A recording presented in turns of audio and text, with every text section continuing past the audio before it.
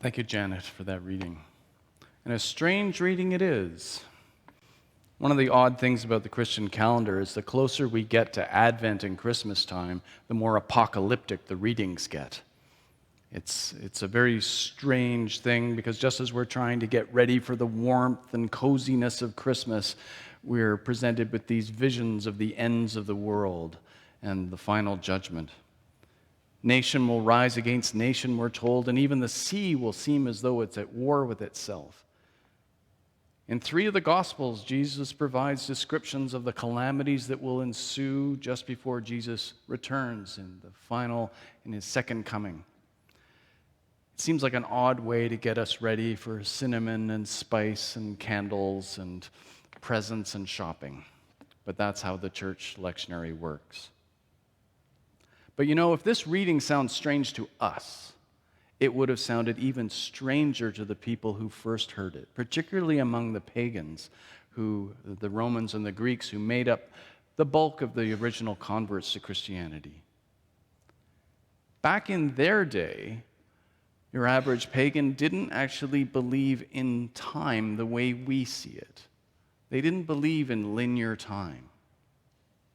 They saw time as a cycle, something that would repeat over and over again. They didn't believe in reincarnation. It wasn't like that. But rather that the life that you're leading now would be repeated.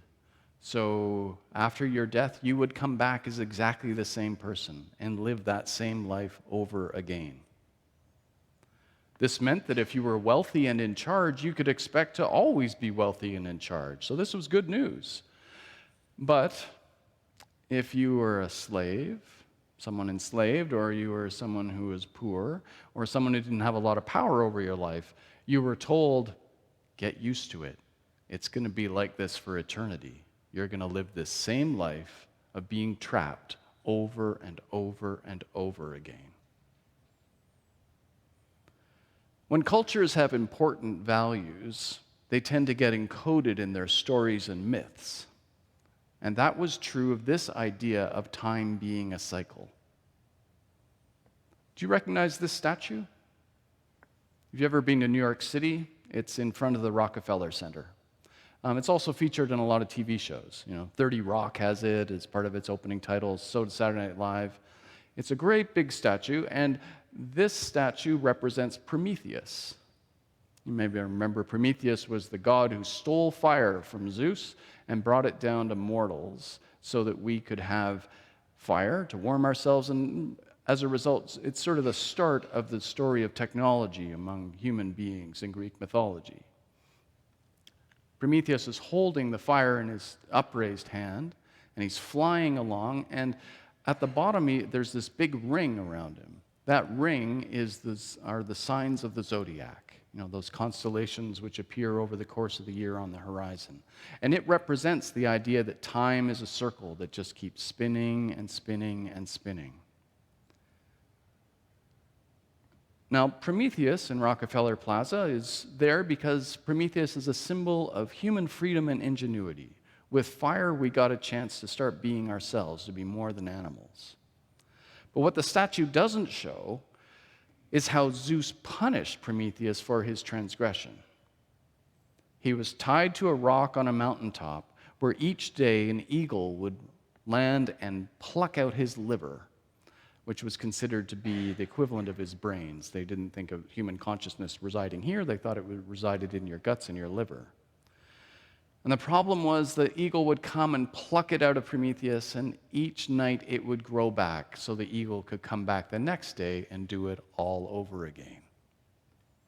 This was time for the Greeks and Romans, an endless cycle where your life was replayed over and over again with no chance of breaking free.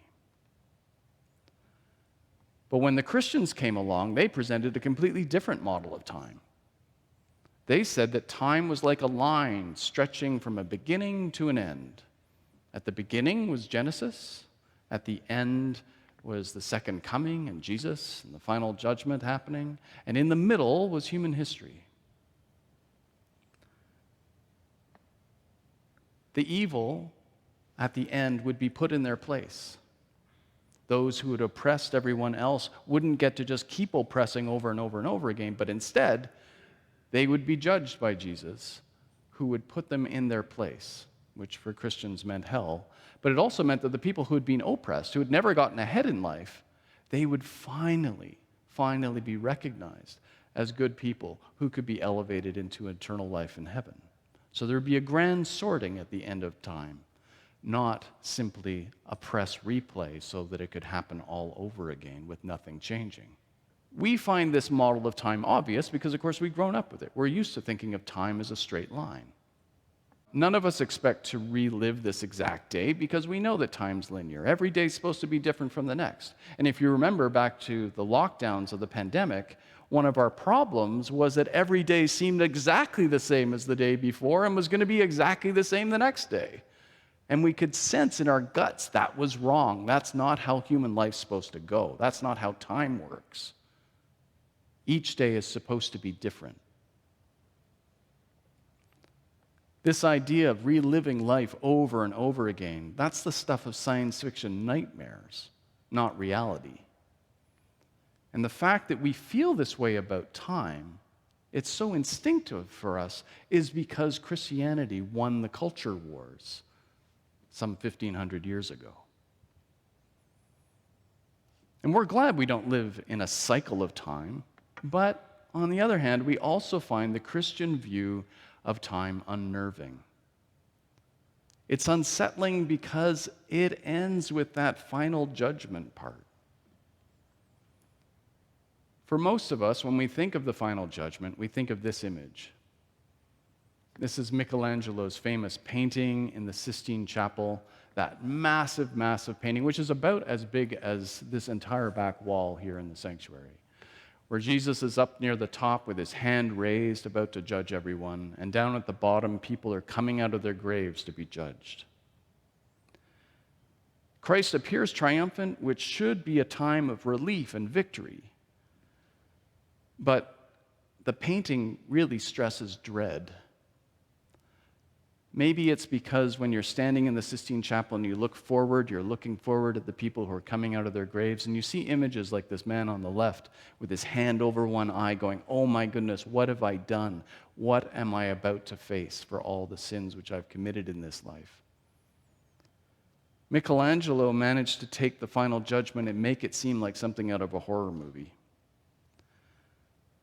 And for many modern Christians like us, the idea of Jesus being a judge doesn't square very well with the idea of Jesus being all-loving. How can the Prince of Peace also be this judge who's going to damn people for all time? And so our answer as a culture has been to just set this part of Christianity aside. Few of us think about the general resurrection of the dead or a final judgment of the dead. It's not part of the kind of Christian cosmology which we live in anymore. What we hope for is that we're going to live a good life, we'll die, and go to heaven. And let somebody else worry about what happens at the end of time and what happens to the universe when it ends. In practice, we leave that to scientists. They tell us the Earth is probably going to get so hot in about 500 million years that the oceans will boil and life will become impossible because our sun will get brighter and brighter and brighter. And eventually, it may get so big as a red giant that it will actually get out this far and engulf the Earth. For sure, it will engulf Mercury and Venus. Scientists aren't quite sure if it'll get quite this far. But no matter what happens, the end of Earth will end in heat, not cold. And the universe, the cosmologists are still trying to figure that out. Will it end with a big whimper? Or will it all collapse back in on itself? They're still trying to figure that out. But for most of us, we don't care. Right? We don't care because we just want to live this life, die, and hopefully end up in a nice place. But you know, while we were setting aside this old vision of how the end would work, a funny thing happened along the way. As a secular society, we adopted that idea of human freedom, right? That we're not stuck in the life that we have, doomed to repeat it over and over again. The Ukrainians are willing to fight to the death to keep their freedom. And I suspect most Canadians in the same position would do the same. That love of personal freedom is reflected in our myths, the stories that we tell ourselves. The Greeks had Prometheus, we have our heroes. And we flock to the movie theaters to celebrate heroes who reflect this deep, deep belief in human freedom. This year marks the 60th anniversary of the James Bond series. This is a myth that refuses to die. James Bond there have been 6 actors who have played him, over 25 films, and he continues to fascinate because he represents perfect personal freedom, at least for a man. He can kill anyone he wants. He can sleep with anyone he wants. He can drive any vehicle that has ever existed, and he can break every traffic law, and nothing bad ever happens. He gets away with all of it. He has perfect freedom. And we love that story, and we keep going back to see it.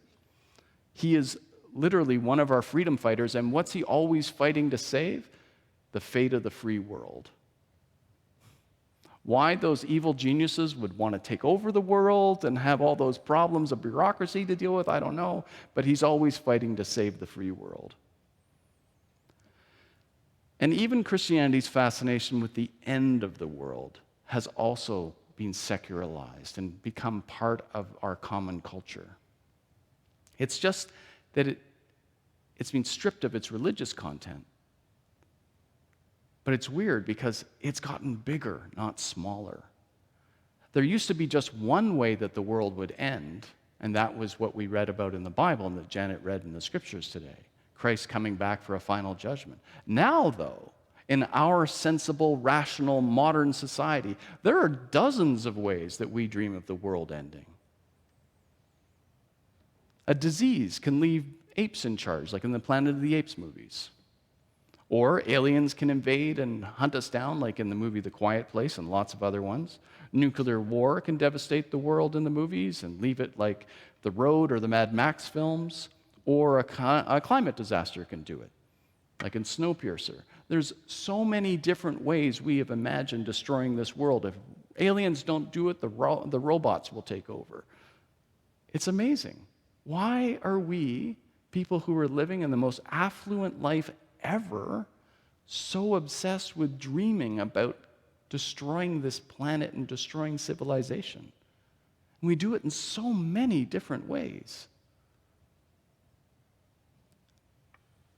And let's face it, we even imagine zombie apocalypses, right? And the thing about what all these movies have in common, aside from the fact that they showed the collapse of civilization, is that the people in these movies get to do whatever they want. They can shoot anyone they want. There are no courts or jails to end up in.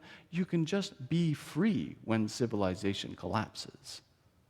And that's part of why these movies continue to be so popular. And people pay money and pay big money for video games where they'll spend like 60 hours in a post-apocalyptic adventure because you can do whatever you want when civilization collapses.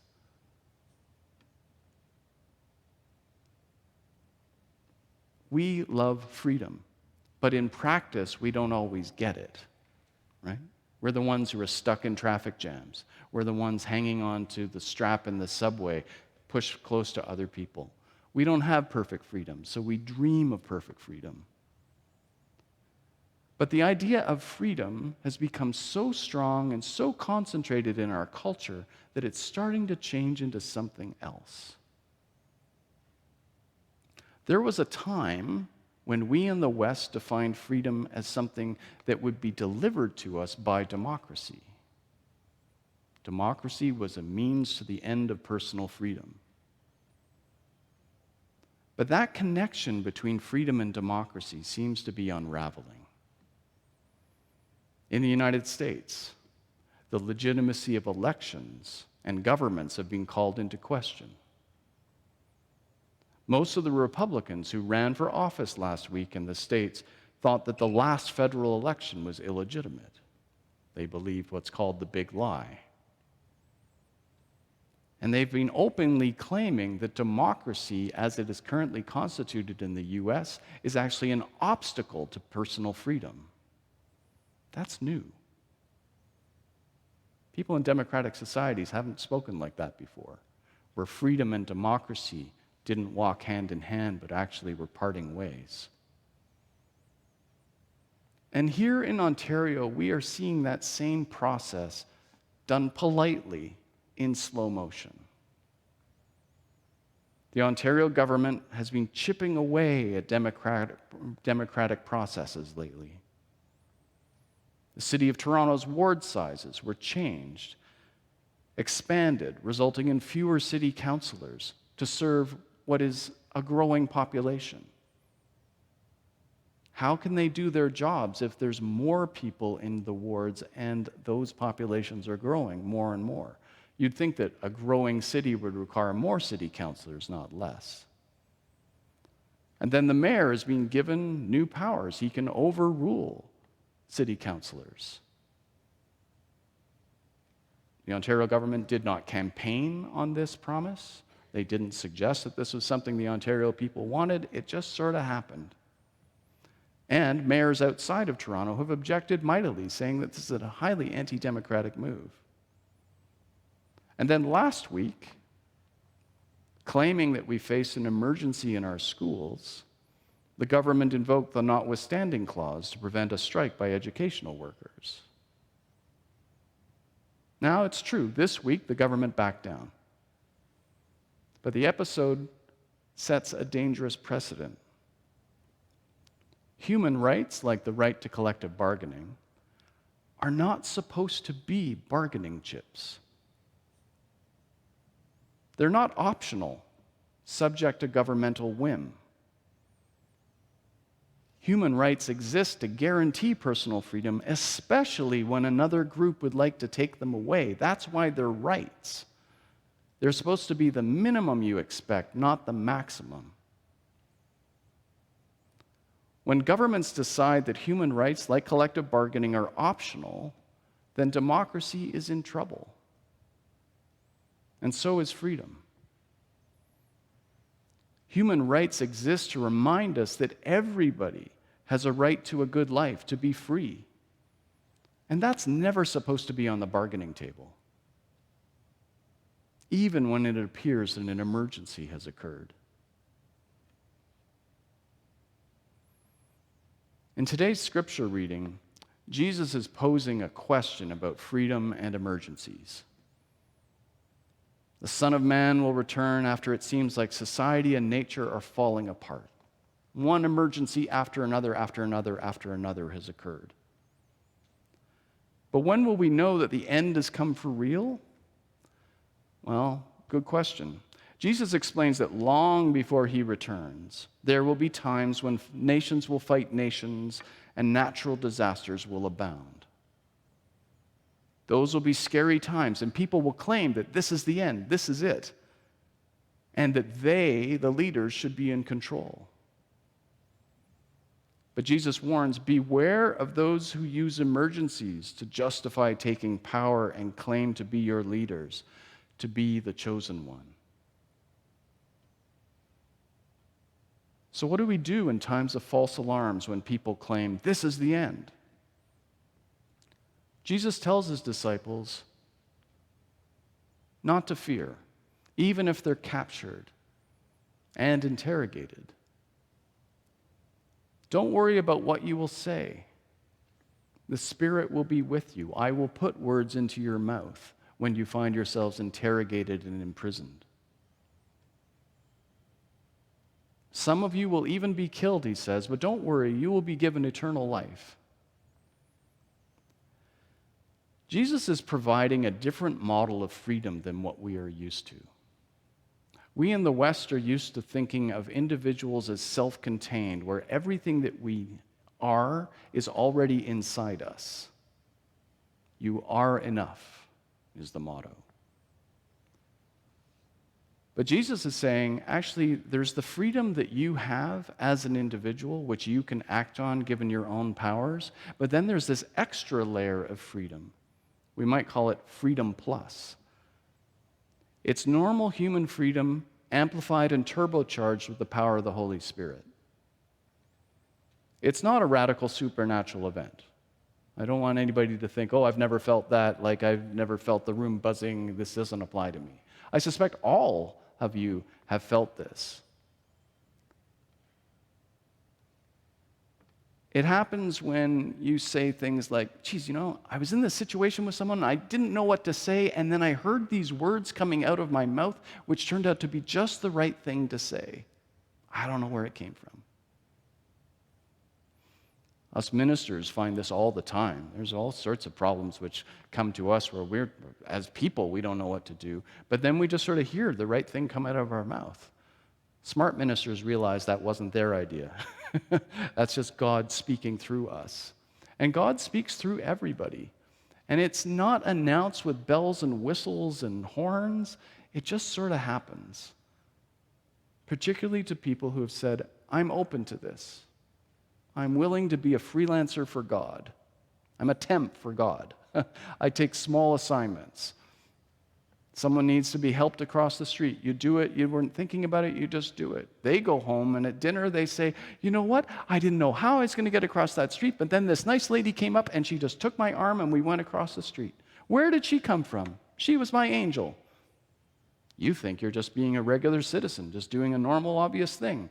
But to her, you made all the difference. These aren't radical big acts, but they do make a difference. And part of our faith is that we believe that we can be that turbocharged kind of human being just by being open to God's will and God's Spirit. We can show acts of compassion and do things which we didn't expect we could do. We know from personal experience that when we help others who are in need, we too are helped. There's a paradoxical kind of freedom that comes from serving others. It's an enrichment of your life. It's when we help those whose freedom is in danger that we become more free. That enhanced freedom comes from us helping God do God's work here on earth. When we stand up for each other's freedom, it can be as simple as getting across the street or making sure that somebody gets fed or that a refugee gets to this country or writing a letter to your politician saying, hey, wait a second, you can't trample over those people's rights. It can take all sorts of different forms. And the reward for helping God do this work is an enhanced sense of meaning. It's entirely possible that most of you, when your funeral comes, will happen in this room.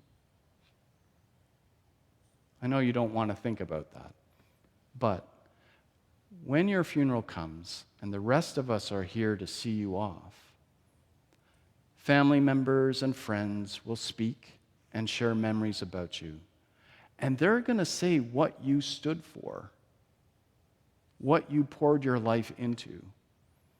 And I've noticed that even in the short time that I've been here at Lawrence Park, where I've done funerals for people who've had very high-paying jobs in important industries, oddly, most of the comments which we hear about the lives of those who have passed aren't about work.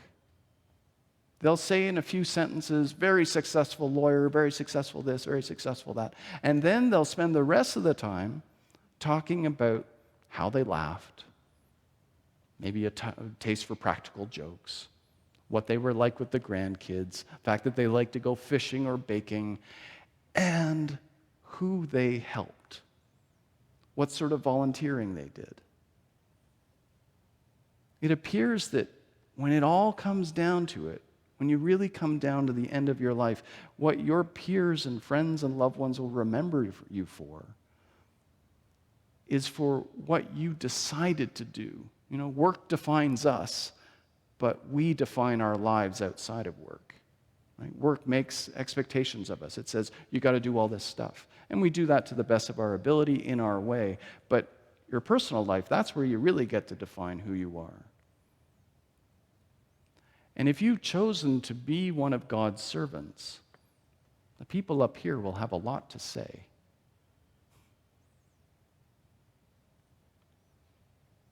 That kind of meaningful life is something worth pursuing and worth celebrating. So today we're going to welcome 5 people into our church family who've decided that they want to be part of this Freedom Plus program. They want to be members of this community so they can feel connected to God and to all of you as we try to serve God in this enhanced version of freedom. And they already know something about this path. One works at a women's shelter. Another helps Muslim newcomers to Canada. 2 have been working with the United Church organization Faith in the Common Good.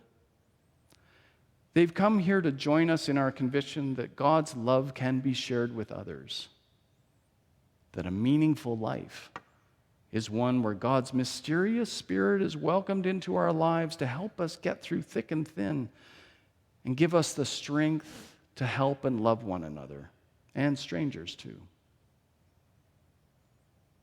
This is an enhanced freedom for a life that has never been lived before.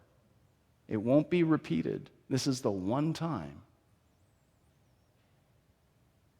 Our lives are a work of art that each of us can define with God and each other's help.